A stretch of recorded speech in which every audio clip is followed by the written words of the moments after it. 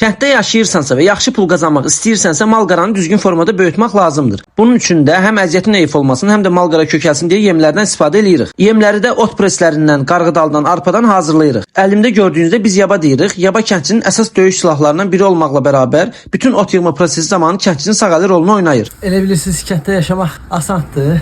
Siz videoya baxın, mən işimi davam etdirirəm. Həm kənddəki günlərim yadıma düşdü deyənlər üçün xatırladıcı, həm də şəhərdən bezib gələcəkdə kənddə yaşamaq istəyənlər üçün faydalı olacaq bu vloqda yem hazırlanma prosesi necə olur onu göstərmiş olacağam. Uyutmaq üçün lazımı qədər olan presi yığdıqdan sonra damdan düşüb bordaqdakı danamın yanına gedib xoş xəbərləri çatdırdım. Danam biraz nazlı foslu olduğundan otu tam yeməyib israfçılıq eləyib kəsilmağın vaxtı çatıb. İşlərimi yekunlaşdırdıqdan sonra qalır yemin üyüdülməsi. Yem üyütmə aparatını traktörün arxasına qoşurlar. Hazır məhsul tökülən hissəyə də boş meşoqları qoyuruq ki, yem içinə tökülsün. Otu hissə-hissə götürüb aparatın içinə yerləşdiririk. Çoxlu əlavə etsək aparat boğula bilər. Bıçaqlar vasitəsilə ot və digər məhsullar doğranılaraq yem halına gətirilir. Bu prosesin ən pis cəhətlərindən biri də bütün hər tərəfin üzün gözün toz içində olur. Xüsusi maskalardan istifadə edəsən ki, akciyərlərin bayram etməsin. Yem üyüdüldükdən sonra isə biz onu çənlərə, boçkalara yığıb saxlayırıq. Gündəlik istifadə edirik. Eyni qaydada qarğıdaldan və arpadan da yem üyüdülür. Fərqi isə üyüdən bıçaqların fərqli olmasıdır. Yem üyüdən qaqalara çox sağ ol deyib sizlərdən bol-bol takib rəy gözləyərək vloqumu yekunlaşdırıram. Növbəti vloqlarda görüşənədək.